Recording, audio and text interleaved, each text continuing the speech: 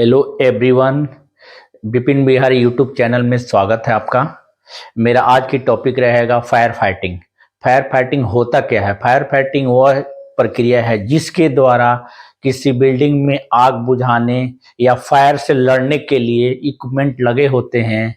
बहुत सारे पंप होते हैं, या संपत्ति को बचाने के लिए, या पर्यावरण को सेव करने के लिए, या ज़्यादा आग फैलता हो तो उसको कंट्रोल करने के लिए फायर फाइटिंग की प्रक्रिया को जो यूज किया जाता है, ये है फायर फाइटिंग है। फायर फाइटिंग होता क्या है उसके बारे में मैं क्लियर करना चाहूंगा, और कौन कौन से पंप होते हैं कमर्शियल बिल्डिंग में, बड़े बिल्डिंगों में उसके लिए यूज किया जाता है। तो पहला जो है फायर फाइटिंग जो है, फायर फाइटिंग होता क्या है और किस समय फायर फाइटिंग के यूज करते हैं और कौन से फायर में यूज करते हैं, ये मैं आपको बता रहा हूं। जैसे फायर तीन चीजों से बना है, जैसे ऑक्सीजन, फ्यूल और हीट। किसी भी एक को हम खत्म कर देते हैं तो फायर खत्म हो जाता है, आग मतलब बुझ जाएगा या खत्म फिनिश किया जा सकता है। और उसमें एक केमिकल रिएक्शन भी होता है, जैसे ट्रायंगल है। मैं एक ट्रायंगल आपको बता रहा हूं। ट्रायंगल है, जैसे अगर हीट को, अगर टेम्परेचर को कंट्रोल किया जाए तब भी फायर खत्म हो जाएगा। फ्यूल, जलने वाले चीज को बैरिकेड कर दिया जाए, हटा दिया जाए, तो वो फिर फायर जो जलता रहेगा वो जल जाएगा और बाकी बच जाएगा। ऑक्सीजन, अगर एयर को भी कट कर देते हैं तब भी फायर खत्म हो सकता है। तो उस खत्म करने के लिए फायर फाइटिंग आपको जो है एक्सटिंग्विशर भी होते हैं, लेकिन सिर्फ ओनली फॉर फायर फाइटिंग के मैं टॉपिक लेके आया हूं, उसके बारे में मैं क्लियर करूंगा। तो फायर फाइटिंग के बहुत सारे पंप है, आपको जो तीन चीजें हटानी है। और क्लास ए का फायर जो होता है, जैसे वुडन हो गया, पेपर हो गया, क्लॉथ हो गया, उसका आग लगा है, उसके लिए यूज कर सकते हैं। कहीं इलेक्ट्रिसिटी है और ऑन कंडीशन में है, उस समय फायर फाइटिंग का यूज नहीं करते हैं, नहीं यूज करते हैं। तो यूज करने के लिए, अगर यूज करना है, अगर कंट्रोल आग नहीं हो रहा है तो पूरी बिजली पावर हाउस से बिजली को कट करना पड़ेगा, तब यूज करेंगे, जिससे पैनल की क्षति हो सकती है, नुकसान हो सकता है, कॉस्टिंग बढ़ सकता है। तो पहले वो एक्शन नहीं लेना है। ऐसा अगर उससे ज्यादा अगर सेव हो रहा है या प्रॉपर्टी लॉस हो रहा है तो हम पैनल को बंद करके या डीजल इंजन के थ्रू जो हम आग को बुझा सकते हैं। तो पहला जो है जॉकी पंप होता है। जॉकी पंप जो है, जितनी भी लाइन है फायर फाइटिंग की लाइन, उसको प्रेशर को मेंटेन करके रखता है। प्रेशर जैसे ऑटो में चलता है और ऑटो में ऑफ होता है। प्रेशर प्रेशर उससे प्रेशर से डिक्रीज होगा, कुछ प्रेशर होता है उससे डिक्रीज होगा तो ऑन हो जाएगा, और प्रेशर मेंटेन हो जाएगा तो ऑफ हो जाएगा। इसी तरह आपको मेन हाइड्रेंट पंप है, मेन पंप भी बोलते हैं, हाइड्रेंट पंप भी बोलते हैं, या उसके बदले जॉकी के साथ साथ आपको स्प्रिंकलर पंप का भी यूज किया जाता है। तो सबका जो है लास्ट जो है जॉकी का जो प्रेशर जो कट ऑफ होता है, सारे पंप का कट ऑफ जो है बंद का जो वही प्रेशर होता है। लेकिन आपको जो है सबका कैलकुलेशन है कि कौन सा पंप किस पे स्टार्ट होगा, किस पे ऑन होगा। तो हाइड्रेट पंप भी आपको ऑटोमेटिक बिलो होगा, और जॉकी से जॉकी नहीं काम कर रहा है तो हाइड्रेट पंप या मेन पंप स्टार्ट हो जाएगा। और दूसरी कंडीशन में डीजल इंजन है, डीजल इंजन का इंटरलॉकिंग भी होती है।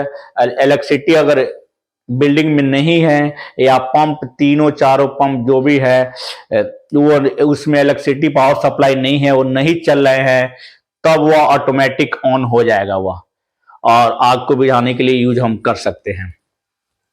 तीसरी चीज आपको जो है, मैं प्रेशर के बारे में पहले बता रहा हूं। मान लेते हैं आपको 40 मीटर का बिल्डिंग है, 40 मीटर,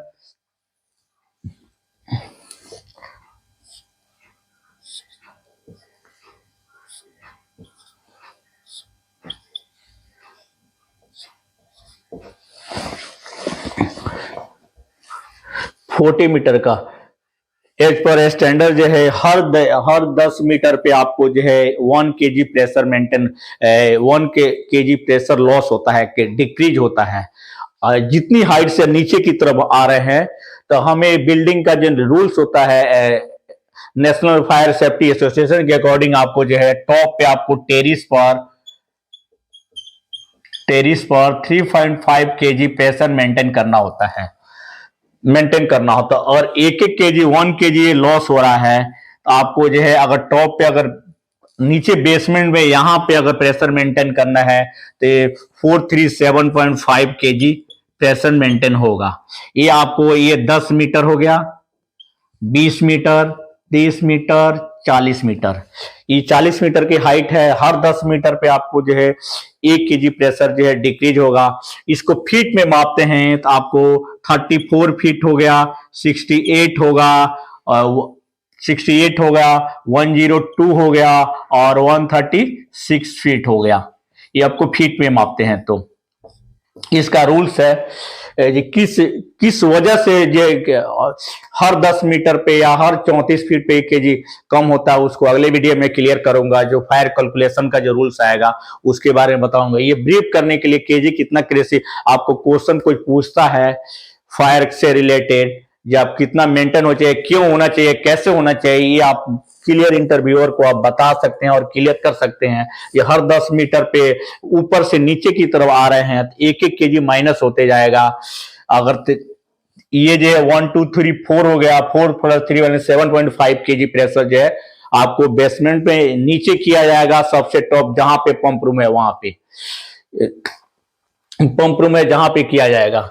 दूसरी चीज आप आपको समझ गए और पंप के बारे में आपको क्लियर कर दिया। जो कि पंप जो है आपको स्टार्ट होगा, ये जो आपको जो है मेंटेन किया जाता है 20 से 30% डिक्रीज। जितना हाई प्रेशर होता है उससे कम पे उसको ऑन ऑफ कराया जाता है। मान लीजिए जॉकी जो है, जॉकी पंप ऑन जो है आपको ऑफ जो है 7.5 केजी होता है ऑफ।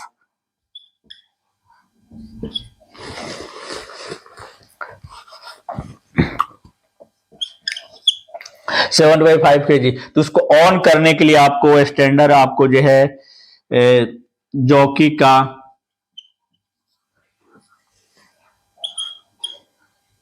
6 केजी पे सेट कर सकते हैं, 6 केजी पे। तो इसी तरह मेन पंप का या हाइड्रेंट पंप का जो है आपको 6 पे बंद होना चाहिए। मेन पंप ऑफ जो है 6 केजी पे ऑफ हो जाए और ऑन जो है आपको 5 केजी पे ऑन हो जाए। ऐसे जो है अकॉर्डिंग टू बिल्डिंग की हाइट के अनुसार कैलकुलेशन किया जाएगा, उसके अनुसार सेटिंग किया जाएगा।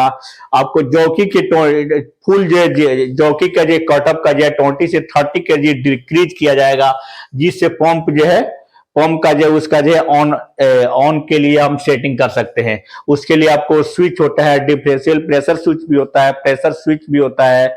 और प्रेशर जो बहुत ज्यादा बड़ी बिल्डिंगें हैं और हाइट ज्यादा है तो पीआरबी भी लगाते हैं, आपको प्रेशर रिलीफ भी बाल लगाते हैं।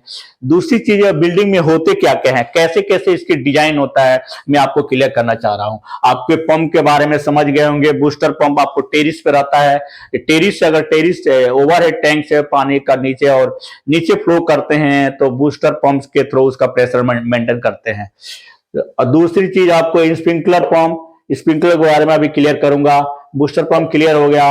एक कर्टेन पंप भी होता है। कर्टेन पंप जो है आपको जो है बेसमेंट में लगाया जाता है, वो सेपरेट कर देता है, जब फायर एक जगह से दूसरी जगह न फैले, रैंप पे लगाया जाता है, जो डिटेक्टर के थ्रू कंट्रोल होता है हुआ।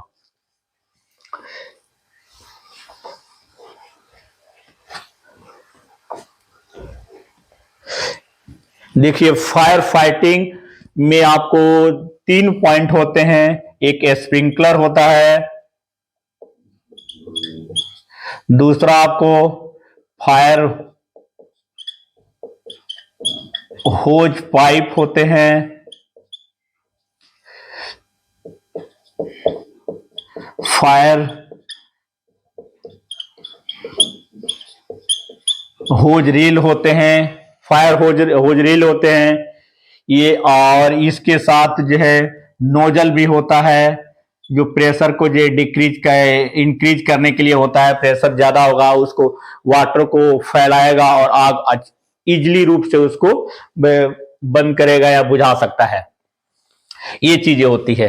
तो आपको होजरील और होज पाइप जो है, होजरील आपको बिल्डिंग के जो आपको साफ्ट में लगे होते हैं, उसके साथ होज पाइप भी होते हैं।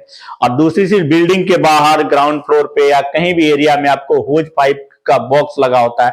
उस बॉक्स में आपको जो है होज होज नोजल भी होता है और होज पाइप भी होता है।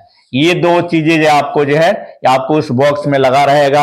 आपको हैमर भी रहता है, ग्लास तोड़ने के लिए अगर लॉक होता है तो तोड़ भी सकते हैं, बाहर की तरफ होता है। तो ये चीजें आपको जो दूसरी चीज स्प्रिंकलर, स्प्रिंकलर आपको बिल्डिंग के जैसे आपको जो है बिल्डिंग के साथ साथ हर फ्लोर पे आपको स्प्रिंकलर लाइन, हर फ्लोर पे स्प्रिंकलर लाइन लगाया जाता है, जिससे आपको इसमें जो है ग्लास होता है, स्प्रिंकलर ग्लास जो आपको जो है एक जो है 68 डिग्री सेंटीग्रेड पे बेक होता है। 68 डिग्री सेंटीग्रेड पे ये नॉर्मल जो है बिल्डिंगों में होते हैं, लेकिन जहां किचन होते हैं ये जो है रेड कलर का होता है ये स्प्रिंकलर, और दूसरा जो है किचन में जो होता है वो येलो कलर का होता है।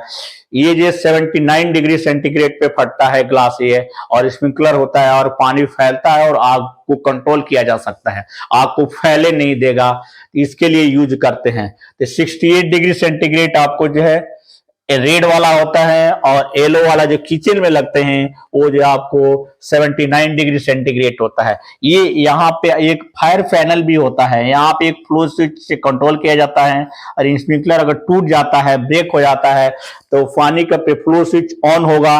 ऑन होने के साथ जो है ऑन होगा तो फायर पैनल में अलार्म आएगा और शो करेगा इस फ्लोर का आपको जो है फ्लो स्विच ऑन हो गया, वहां स्प्रिंकलर टूटा हुआ है, आप जाके देख सकते हो, कंट्रोल कर सकते हो, या ऐसे टूट गया काम करते समय, या हीट के दौरान एक्चुअल हीट में अगर टूटा है तो आग को कंट्रोल करेगा। तो ये आपको जो है होज स्प्रिंकलर की लाइन बता दी। इसी तरह इसी के साथ में आपको जो है होज पाइप भी होता है और फायर हाइडेंट लाइन होता है। ये हाइडेंट लाइन में आपको जो है होज पाइप और होज रील इसके साथ में होते हैं।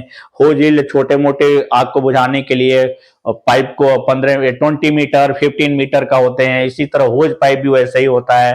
तो होज पाइप ज्यादा पानी की जरूरत है तो होज पाइप का यूज करते हैं, और कम पानी की जरूरत है तो आपको होज रील का यूज कर सकते हैं। तो ये दोनों जो है आपको साथ में हर फ्लोर वाइज लगा रहता है, तो इसको यूज करते हैं। तो आग को फायर फाइटिंग जो है सिर्फ आग को बुझाने के लिए काम करता है, जो क्रिटिकल हो या बिल्डिंग या आग को कंट्रोल करने के लिए, जिससे आग कंट्रोल किया जा सकते हैं और प्रॉपर्टी लॉस ना हो या कोई प्रॉब्लम ना हो बिल्डिंग को। ये जो कॉस्टली जो आइटम होते हैं उसे सेव किया जा सकते, और आग की कंडीशन में पैनिक और रूमर नहीं फैलाना है। और अनाउंस पी सिस्टम भी बिल्डिंग में होता है, जिसे अनाउंस करके उसको बताया जा सकता है। पहले बिल्डिंग को हम खाली करते हैं और खाली करने के बाद जो है आग के बुझाने के काम करते हैं। दोनों साथ साथ में पैरेलल भी कर सकते हैं और करते भी हैं। अगर आग काबू में नहीं होने वाला है, अगर हमें पता चल जाता है, तो ये मेरा टॉपिक रहा। अगर फायर फाइटिंग के सिस्टम के बारे में कोई और कंफ्यूजन हो तो कमेंट करके आप पूछ सकते हैं। और मैं ये समाप्त करना चाह रहा हूं ये जो है टॉपिक। तो जय हिंद, जय भारत।